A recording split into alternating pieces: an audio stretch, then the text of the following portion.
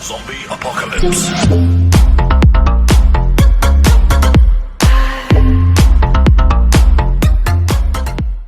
Assalamualaikum warahmatullahi wabarakatuh. Halo guys, berjumpa lagi dengan Pali Studio.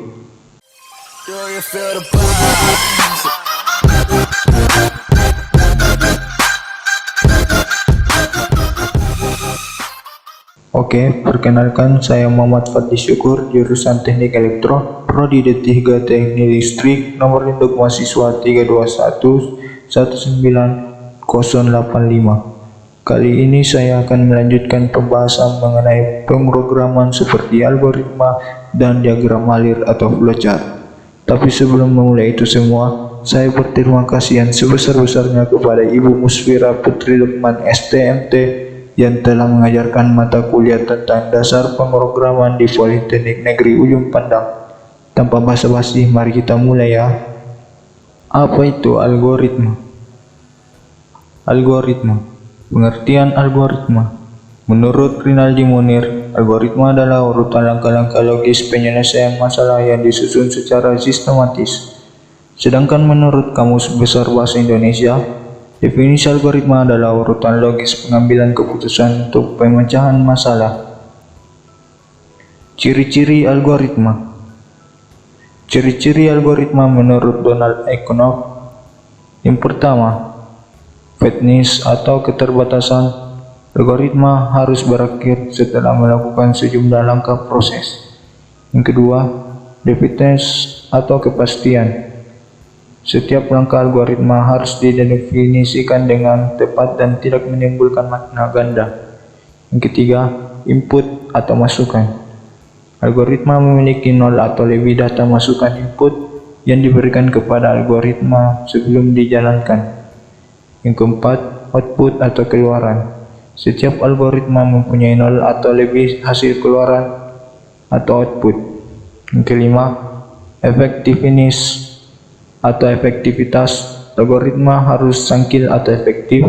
Langkah-langkah algoritma dikerjakan dalam waktu yang wajar. Sifat-sifat algoritma. Yang pertama, tidak menggunakan simbol atau sintaks dari suatu bahasa pemrograman tertentu. Yang kedua, tidak tergantung pada suatu bahasa pemrograman tertentu. Yang ketiga, notasi-notasinya dapat digunakan untuk seluruh bahasa manapun. Yang keempat, algoritma dapat digunakan untuk mempresentasikan suatu urutan kejadian secara logis dan dapat diterapkan di semua kejadian sehari-hari. Struktur dasar algoritma. Suatu algoritma dapat terdiri dari 3 struktur dasar, yaitu runtunan, pemilihan, dan pengulangan. Ketiga jenis langkah tersebut membentuk konstruksi suatu algoritma. Algoritma runtunan atau sekuensi. Algoritma adalah bahwa instruksi-instruksi dalam algoritma diproses secara beruntun langkah demi langkah dari awal sampai akhir, dimulai dari langkah pertama hingga langkah terakhir. Gambarnya sebagai berikut.